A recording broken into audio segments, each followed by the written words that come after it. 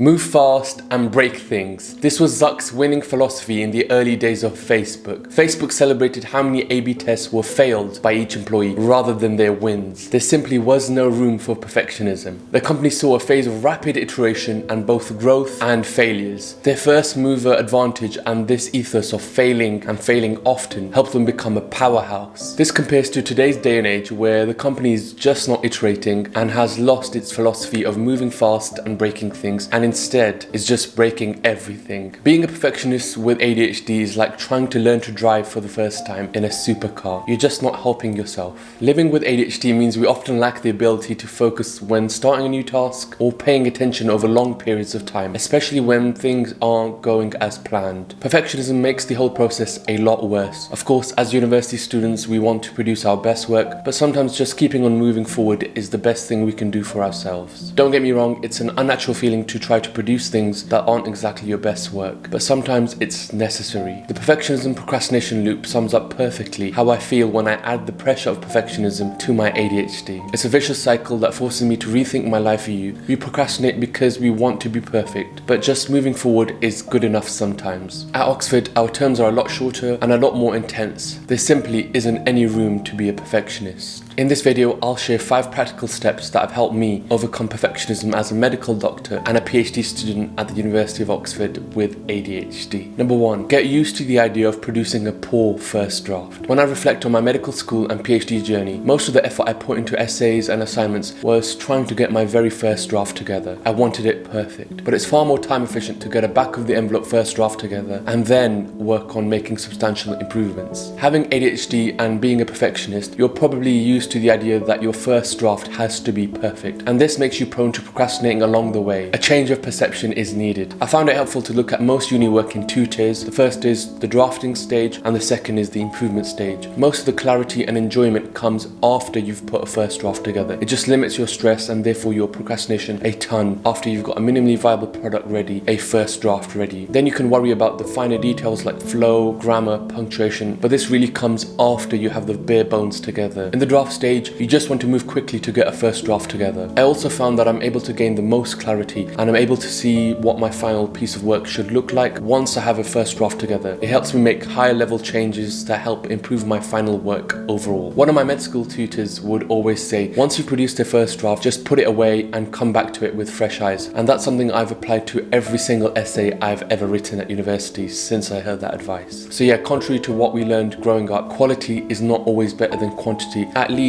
not in the early stages. Just get a first draft together, no matter how bad it is, and your ADHD will thank you. You can't move fast when you're trying to be perfect, so try to get rid of that negative self-talk. Number 2, make friends with failure. Another important principle that's helped me get out of the perfectionism procrastination loop at Oxford has been making friends with failure. When you're in a high pressured environment where everyone around you is doing really well, it can make the stakes even higher to do well. And I got into the negative habit at Oxford of feeling like every single bit of work that I produced had to be my very best work. But beyond a certain point, I found this pressure to be counterproductive and just make my procrastination even worse. When I started to rethink my view on success and failure, it's helped me stop being a perfectionist and to actually enjoy the journey. When I relieved some of that mental pressure within me where I needed to be the number 1 ranking student, it's helped me actually procrastinate less and just get on with things, quite frankly. When you carry less mental baggage and there's less pressure, you're able to work to your own rhythm and get into a creative space where you can actually get uni work done and enjoy yourself whilst doing it. It's hard to procrastinate on something you enjoy, and this leads on nicely to my next point. 3, have 2 things you're working on back to back. It's very important to not just put all your life worth into your uni degree, but actually have another thing running at the same time, a side hobby or a project. This is something that will help you stay grounded. It's far easier to accept not being perfect at one thing when you have another dimension to you. And with ADHD, you want to be really selective about the opportunities you take up and get used to saying no to most things. But if you're able to find an interest that you're able to carry alongside your studies, then it will totally help you stop being a perfectionist. For me, at med school, I was able to balance my studies alongside being a research fellow at Oxford Oxford University, where I got the opportunity to work on interesting research and publish several papers in top journals. This helped me become multidimensional and step out of the perfectionism-procrastination loop, as I simply had no time to be perfect. It also meant that even if I got bored of my research or it wasn't going well, I had my medical school work to lean on. So even if I was procrastinating, I could shift my attention and still work towards my goals. So yeah, try to not put all your eggs in one basket so it's easier to not be perfect. Uni is a really great time to explore all your hobbies and interests, and it gives you the autonomy to find your second thing that adds another string to your bow. Pursue different things that matter to you and make sure you don't make your university degree your everything. The majority of my Oxford friends that are scoring top first have at least another hobby or two that they're really good at, and which allows them to work more efficiently and procrastinate less. 4. Counteract time blindness by setting modest goals. Being a perfectionist with ADHD, I used to set myself dozens of unrealistic goals to achieve in my day, and I'd sleep very unfulfilled because of it. This would have a knock-on effect on my procrastination, as I just didn't feel like I could do everything that I wanted to achieve.